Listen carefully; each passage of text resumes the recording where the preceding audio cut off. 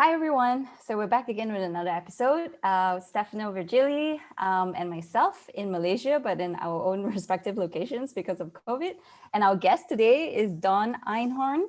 He is in France, and he is a very established guest, I have to say.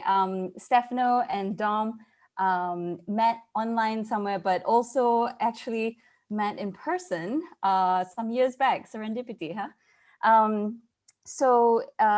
Dom is a very established entrepreneur with many startups under his belt, investor as well, and is involved in the nurturing and incubation side, which is actually what we're going to talk about today. So let's start by, Dom, why don't you tell us a bit more about UNIQORN and also your last name and how it relates to UNIQORN. Thank you, Diane. Thank you for having me, Stefano, as well. Yeah, my last name, Einhorn, means unicorn in German. So when I go to a tech conference in Germany, usually the first thing people ask me is when I changed my last name. So that's pretty interesting. But growing up, it wasn't such a fun name because everybody would mispronounce it. So, you know, I actually hated my last name when I grew up. Now it's a little bit more popular. What would they call you? What do you mix it up with? Well, in France, they pronounce it énorme, which means enormous, which is not necessarily a good connotation. Oh. And depending on which countries you go to, it's completely being butchered. So, you know, no. At one point in time, I felt like changing my last name, but now it's a popular name, so I keep it. That's good. So yeah, I'm half French, half German. I'm calling in from the southwest of France in a small town called Sarlat. That's Sarlat, for those of you who want to Google it. It's a medieval town that dates back to the 9th and 10th century. In fact, if you go 200 meters behind me downtown, that's where the movie Joan of Arc was filmed, a Luc Besson movie. And when they filmed it, the only thing they did was take out the cars of the city and they started shooting. Everything else looks the same as it did 1,000 years ago. Oh, so it's beautiful. Yeah, so you'd think it's an interesting location from which to launch a startup. When we first came here and we did launch in March of 2018, I spent 25 years in the US prior to that. And we were the talk of the town, small town, so it's easy to be the talk of the town when we first came here. People were wondering what we're trying to do, you know. So they call me the American, even though I'm Alsatian, I'm half French, half German, because it couldn't relate to what was happening. You know, we went from 2 or 3 people just kind of like feeling out the terrain to over 30 people today from 18 different countries. And so we're kind of like, still are, to a certain extent, the novelty factor. We're in the process of expanding into roughly 3,000 meters of space, new space, with the intent being to bring upwards of 50 startups under our belt within the next 12 to 18 months. As it stands, we have 11, of which 7 are on location and 4 remote, primarily due to COVID. So out of the 4, 3 will move to Sarlat once COVID is over, and 1 of them will stay back primarily for logistical reasons of the business they're in. The idea from the get-go for us was to actually offer startup entrepreneurs with a concrete alternative to metropolitan life, away from smog, away from noise. Stefano knows something about that one, since we had a little noise problem earlier. You know, and be able to actually raise a family, be able to go river rafting in the afternoon if you like to do so, and live in the midst of pristine nature, which in my opinion, any startup entrepreneur today, if we really believe in the power of the internet, we should be able to do that if we decide to do so. So when we first did our market research in 2017, we noticed that roughly 12% of young startup entrepreneurs were willing to move away from a big city into a smaller area. 12% to me seemed like a huge number. I expected a lot less at that point in time. I expected 3 or 4% because obviously young people tend to like cities better than rural areas. And lo and behold, COVID hit. And today that number went from 12% to roughly 38%. Today we're contacted every day by, on the low end, 30, and the high end, 100 people from around the world, including people in France, in secondary cities, not just Paris, saying, get me out of here. What can you do for me? I don't want to live in a city anymore. So that's how we came about. Aside from meeting Stefano, I don't remember. I thought I met him in thought it was Berlin, but he said it wasn't Berlin. Then I thought it was maybe London FinTech at one point in time, but we did meet. Or I wouldn't have had this card in my pocket. Yeah, thank you for highlighting the fact that my neighbors are renovating. So every now and then I will cut my microphone just to suppress the sound, especially when they are drilling and hammering. I kind of relate to your scenario. I also come from a very old town in Italy, 9,000 people. We have our fair every year, and this year I think was the 536 years consecutive arranging that fair. So I kind of relate the type of novelty that it will be if I go back to Italy. I've been out for now 14 years, 15 years. This is my 15 years abroad. If I go back to Italy and I go back to my town and set up an incubator, probably made the headlines of the small town for sure. I remember making the headline when I left to Singapore, and back then in 2006, Singapore was not even on the map. They were asking me if I was going to China or to Japan. To them was exactly the same thing. But now Singapore has become a hub for startups, and that's one of the questions actually that I wanted to ask you. Long experience in the US for you. Long experience in Europe, long experience in Asia. I come from Africa. I lived in the Middle East as well. And I read that over 16,000 startups have left California to Texas over the past 12 months. What's going on? Where are, and also you say this number from 12 to 38% change of location of startups is no longer need to be right in the middle of the spotlight. So what's going on, and what do you foresee over the next few years in the startup scenes? Yeah, that's an excellent question. I think you have two parallel trends that are ongoing. I think the US trend that you're seeing, for example, with startups leaving Silicon Valley to a place like Texas is primarily driven by pure taxation, with most Americans being more sensitive to taxation than us Europeans or Asians, I'm assuming on the Asian side. But for us Europeans, we're accustomed to paying higher taxes and we pretty much live with it. In the US, I've learned that that is not the case because I spent a quarter century of my life there. So California and New York are two of the highest tax states. Texas is one of 7 states in the US that doesn't charge any corporate income tax. It's a flat zero on the corporate income tax side. So you still pay federal income tax, but you do not pay any state tax, which is one of the primary reasons why they're moving away and going to Texas. I lived in Texas myself. I love the state. It's a great state, especially a city like Austin. 1.5 to 2 million people now in Austin, and pretty much a tech epicenter in the US, and probably will be aggressively positioning itself to draft more talent from high tax states into the Lone Star State. I think what we're seeing in Europe and other parts of the world is a different trend. And that's a trend away from clogged arteries of big cities, big metropolitan areas, away to places where historically you could not launch a technology business. So if I had imagined 20 years ago creating a technology business here in Sao, it would have been absolutely impossible. The infrastructure just wasn't there.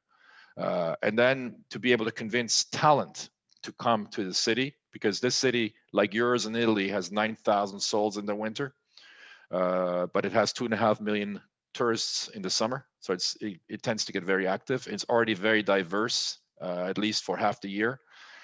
But it would have been impossible as well to bring young, talented engineers and non-engineers to this town where today they're actually looking for us. The trend has reversed in terms of people fleeing small towns to go to the big cities, where now, and in particular because of COVID now, which has been a great accelerator, the trend is really reversed, where we're seeing, again, we're contacted every single day by dozens of people that cannot wait to get away from the big cities, and they're asking us, what is life like in Sala? What do you do? What can you offer me? What am I going to be missing from the big city, right?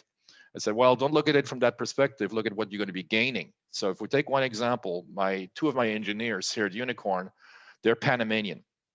I had an office in Panama between 2006 and 2009, and they were commuting for 3 to 4 hours every single day to and from the office. Today in France, they walk to the office 5 minutes, they drop off the kids to school, and they pick them up on the way home, right? Leap of productivity, leap in quality of life. One of them lost 30 pounds just because now he's actually walking. In Panama, if you walk, you have to be fear for your life, right? You cannot cross the street. So that's not the case here. So he doesn't even realize what's happening. I think what we're missing, myself included, because when I was in my 20s, I moved to Los Angeles and I was working 18-hour days just building my startup. And I didn't pay attention to my health because I figured, I'm young. I'm going to be young forever. My health is going to be with me forever. And I realized, after spending 20, 25 years there, oh my God, I'm still in this rat race. What on earth am I doing, right? I think it's time to take a step back and question myself, question some of the decisions that I've made, and there has to be a better way. Why would I have to get up at 4:30 in the morning to drive for 15 miles? Because if I get up at 5:30, I'm going to spend 3 hours on the freeway, right? There's got to be a way, be a better way, and clearly we found it. Thanks, Dom. I actually had a question about, the real motivation behind UNIQORN, and about, your life, your journey. You were in the startup scene for a very long time. You are still in the startup scene for a very long time, and in the US, and worked really hard. And then was there I know you sort of gave an overview, but was there a turning point or some incident, something that happened that made you feel it's time, I want to go back to France, and I want to go to the southwest of France specifically, and bring this work-life balance to everybody else in the scene as well? I can probably pinpoint with surgical accuracy what that turning point was. Where the last straw that broke the camel's back. So I was living in Los Angeles. For those of you who know Los Angeles County, south of Los Angeles, you have Orange County, city of Newport Beach, Huntington Beach, etc., all the way down to San Diego. So at a business meeting close to San Diego, which on a decent day will take you 2 to 2.5 hours to drive back up to Los Angeles. And there was an accident on the freeway. And I felt like I get back the next day. Right, I was stuck, not going anywhere for hours on end, and then it was slowly moving. I think I got home at 3 or 4 in the morning, just to do the same thing. And at that point in time, I said, you know what? I'm just not going to put up with this anymore, because what it did is it took an incident that I was living almost on a day-to-day basis, and it just amplified it to a point where I finally had the time to reset my brain because I couldn't do anything else, right? Yeah. Aside from illegally checking my emails during in traffic and my messages, but it just drove home in my mind. This is it. I'm just no longer going to put up with this. I'm going to do something else, and that was the turning point. Wow, that traffic point that you brought up about earlier before this story about how traveling back and forth, that was actually that was it. That was a serious note about the traffic. Okay, I can totally relate to that, by the way. I mean, coming from the startup scene as well, and living in the US, and then mostly living in cities where, London, Chicago, even Nairobi and KL, Malaysia here. So Nairobi has a nice share of traffic, that's for sure. Yeah. Stefano, did you have more questions for Dom? Yeah, sure. One of the questions that I have, very practical. The startups that you have now under the umbrella of UNIQORN, they are all French, or they are from abroad as well? No, actually, we have one single French one. They're all international. So we're roughly inside of UNIQORN. The core team consists of roughly 30 people from 18 different countries, and primarily female, which is pretty rare in the tech startup scene as well. And I don't want to discuss diversity because it's a politically sensitive topic, but I'm not a believer in diversity having to be dictated to us, because anything that is dictated to us, we tend to shy away from, and we tend to do the opposite. For us, it just happened this way, right? We were looking for great talent, both on the startup side, both on the people that work inside of UNIQORN, and we just found, people from all over the world. Usually what I tell people is that no matter how strong you are inside, no matter how smart your people are inside of your organization, there's always someone smarter outside, right? And that's basically what we found. So we're completely open door policy. I don't care if you're from Mars, you can find a place here if you're qualified. That's great. How would these people qualify? So you're talking about the employees, the staff, or you're talking about the startups? Oh, I'm talking about startups. Were you talking about the staff? It's both, in fact. Okay. Yeah, so it's just as diverse on the startup side as on the staff side. In terms of startups, we have a pretty strong internal filter where, you know, when we do our diligence, my partner for over 20 years is a CFA, certified financial analyst. He worked on Wall Street for over 20 years. So he looks at He's also in Sarlat now? Yeah, he's slowly moving to Sarlat. He's actually in Colombia right now, stuck there because of COVID. Oh, okay. So he went from the Philippines, stuck there for a while, to Brazil, stuck there for a while, and now Colombia. So he's slowly moving, very slowly moving, making his way up. Okay. But once it checks out from his side, he obviously knows what I'm looking for as well. So he kind of like does the triage for the first candidates. From my perspective, because I'm a marketer by trade, the first thing I look at is how quickly we can add value to a deal, right? Mm-hmm. That's really the first question I ask. Number one, can we add value, yes or no? And number two, how quickly can we take that startup from its current baseline to a scale up, ideally? And that's primarily where we come in on the customer acquisition side, on the marketing side, on the branding side. That's probably where our biggest strengths lie. Can you share with us the sectors of your startups incubated? Yeah, so right now, the main sectors are AI, AR, VR, fintech, digital media.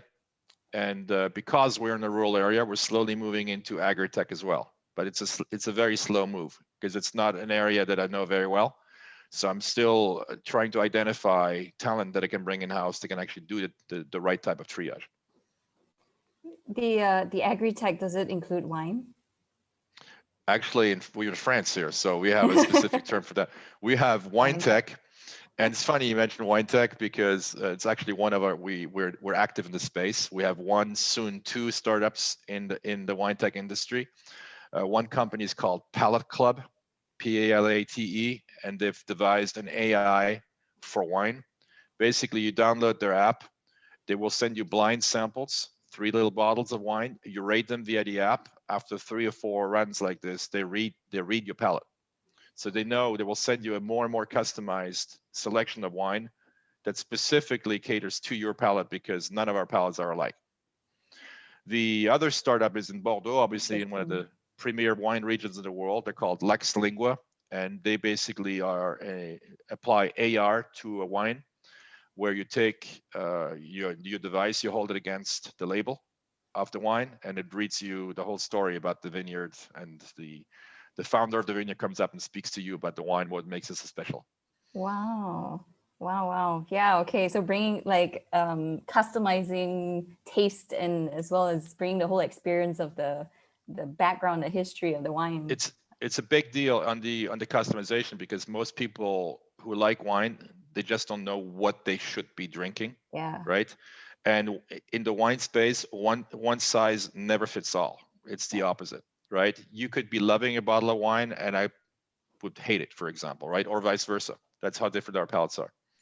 Dom, I have to warn you not to make any claim about best wine in the world when you're talking to an Italian. Thank you. I'm talking about wines on an agnostic basis, no matter where they come from, because I'm a big fan of Argentinian ones as well, and Italian. I think actually it's a very interesting business model, the idea of blind sampling, and perhaps it could be expanded also to not only to other geography, but also to other fields of food and beverage. What do you think? 100%. Actually, their next out loud, it could be wine, or it could be even some cheese, for instance. Well, cheese is the next area they want to get into, obviously, because the wine and cheese pairing makes a lot of sense. Yeah.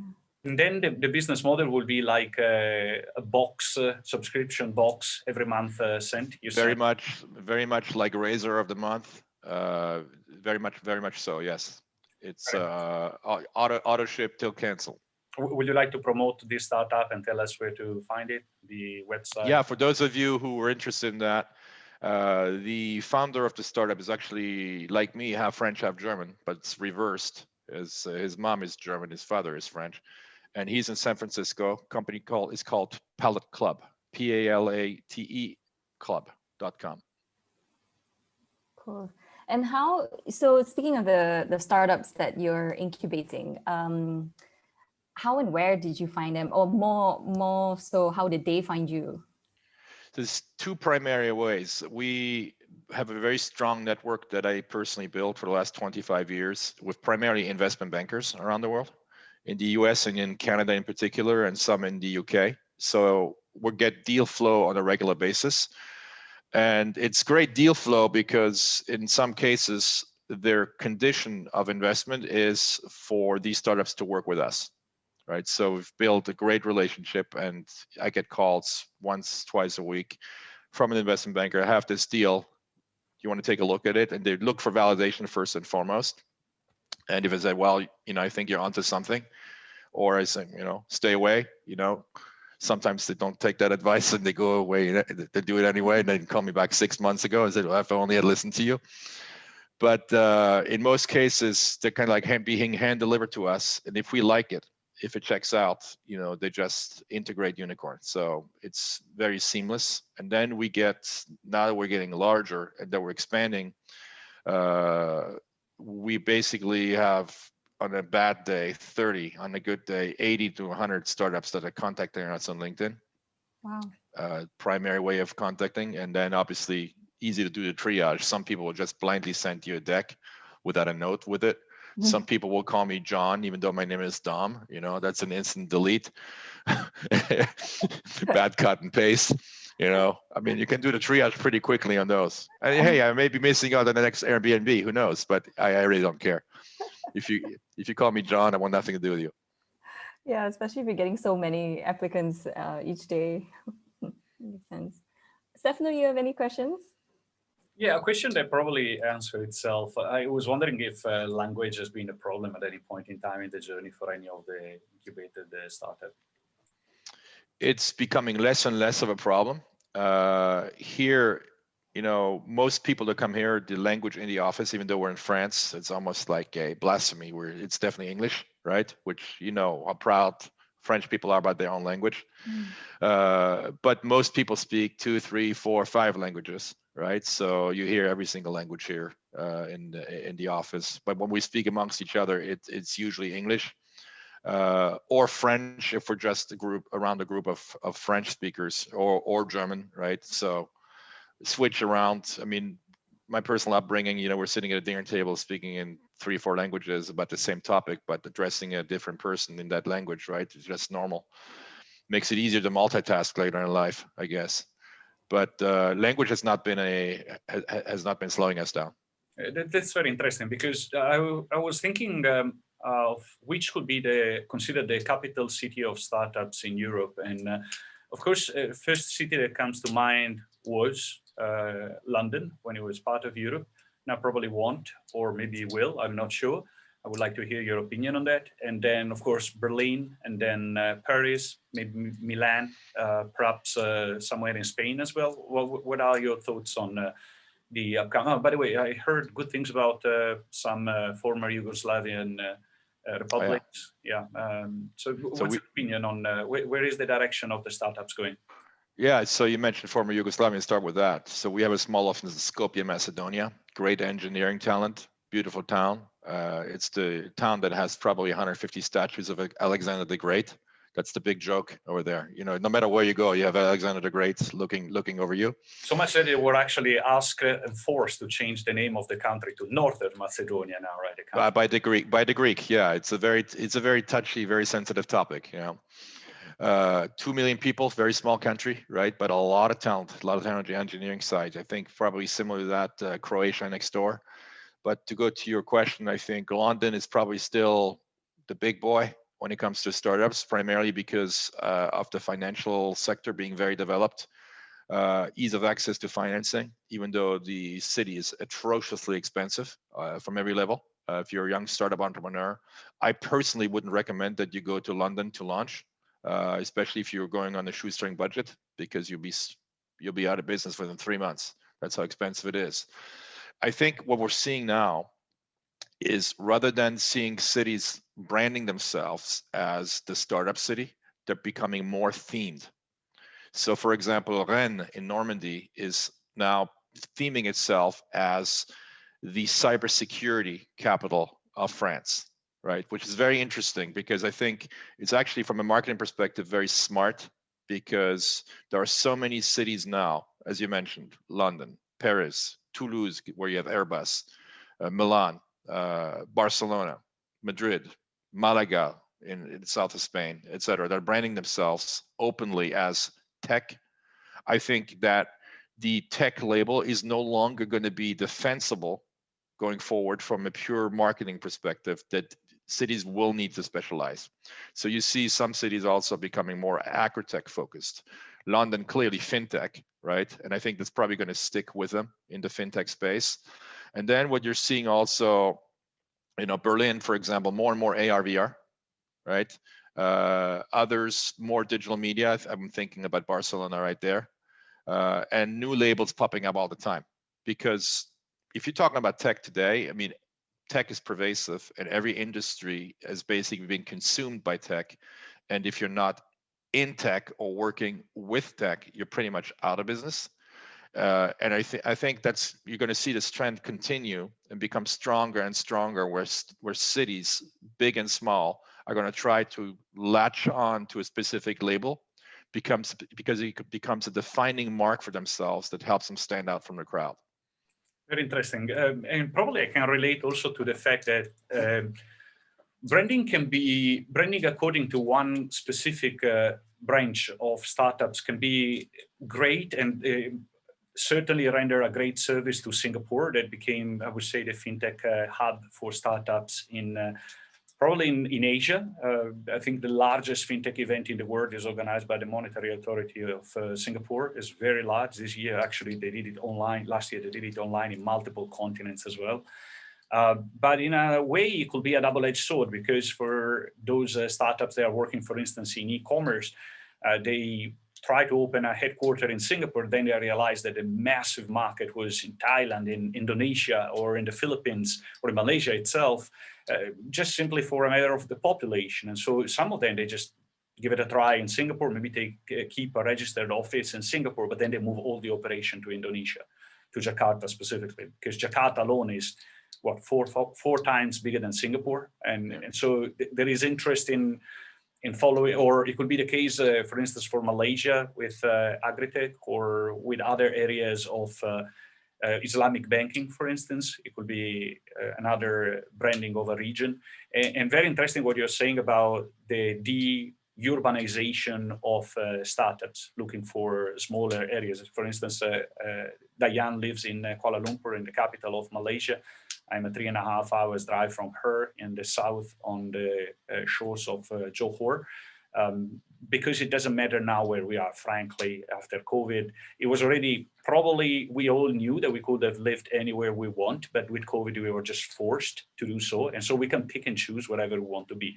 I had the chance to go to Maribor in Slovenia and find a fantastic startup community. They have Podium, which is one of the longest standing startup events in the world, and is in Slovenia. And so what do you think about the consideration that you've done just now for Europe, if you project them into Asia or into the US or in Africa as well? I think one thing that you mentioned that struck a chord with me is, the effect of COVID. I think if we looked at COVID, if COVID had been around for only 2 months, we would have snapped right back to our old habits. But now COVID's been around for, seems like an eternity, but about a year, I'd say. And what it's done, it's completely rewired our brains, right? We've actually changed our habits as a result of COVID. So I think that's becoming a mega trend that will be with us for years to come. And it's actually, I'm expecting a huge leap in productivity and efficiency coming out of COVID as a result of that. For example, my parents who are in their 80s, they had never used a tool like Zoom before. They were afraid of that technology. But as a result of not having a choice, they now had to force themselves to do something very uncomfortable, which is to embrace the technology. And now they're discovering it's like a boost of confidence. Oh, I can actually do this.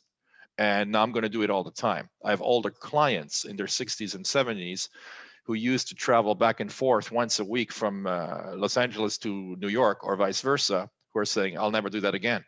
I'll fly to New York once every 6 months now instead of every single week. I didn't know I could do this online. This is amazing, right? And I can do it instantly. So obviously lesser impact on the environment, it's eco-friendly, but the leap in productivity, I think we're going to see coming out of this is that now the entire world population that's connected to the cloud is using those types of efficiency tools when before they didn't necessarily do that. So I think what that will do is will further accelerate the deurbanization process, where people in smaller areas, in smaller cities, in villages realize, you know what, I can do this from here. I don't have to go to the big city.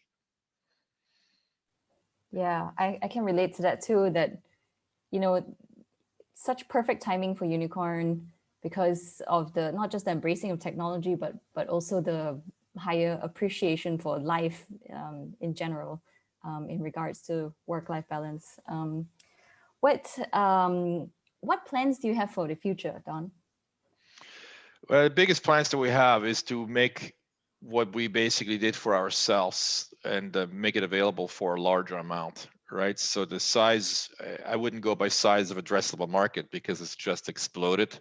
I would hope that people take our lead on what we've been doing. I'm hoping that Stefano is going to go back to Italy, to his little town for 9,000 people and replicate what we've done here for UNIQORN and do it with him. Maybe we can open up a UNIQORN branch or call it something else. Call it Virgili, etc. in Italy, because I think that is a mega trend. I think, you know, with cities being so congested, contributing to, you know, to a large part to negatively impacting our environments, I think it would be a breath of fresh air if we could replicate what we're doing in other smaller locations who desperately need it. In France, you have 36,000 what we call communes, which are smaller groups of villages and cities. They're all suffering because in the 70s and the 80s, you had this huge drain into the big cities because that's where the jobs were, right? Today, we have this unbelievable opportunity to bring the jobs back to where they belong, back home, right? So if you're like I am in your 50s and you're like, wow, man, I'd never believed that. I can actually go back home and actually have this impact on my community, right? Think about how powerful that is and how driven you will be to actually make that happen, while at the same time allowing a tremendous amount of people to do the same thing, enjoy life and have what you mentioned, Diane, work-life balance, which most people don't do, especially in the hectic space that we're in.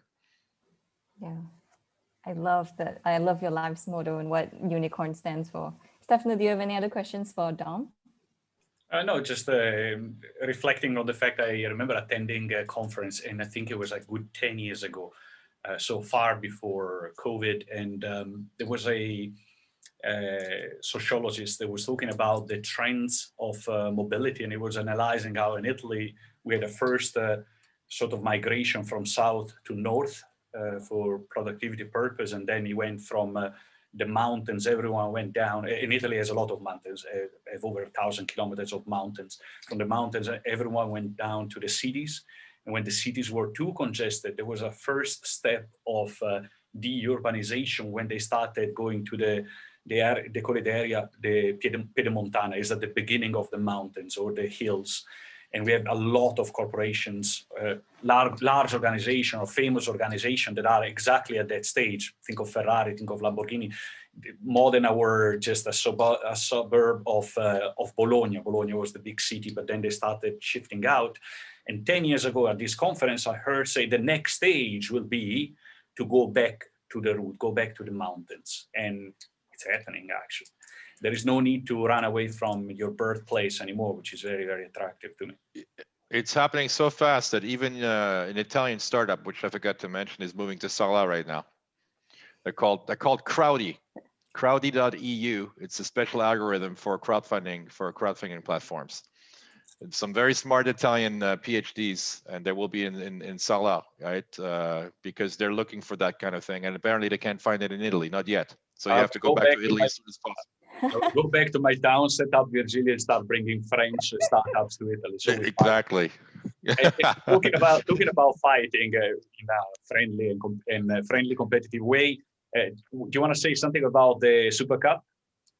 I'd love to. So, you know, in an effort to brand our little town as a destination for startups, we're launching the Startup Super Cup in October. It's the weekend of October 1, 2, and 3, 2021. It will take place right here in Sala. That's SARLAT, startupsupercup.com. There will be roughly 1,000 investors, primarily angel investors, and about 80 funds. Financial media will be here in force. All the major names of the financial media and the startup media will be here.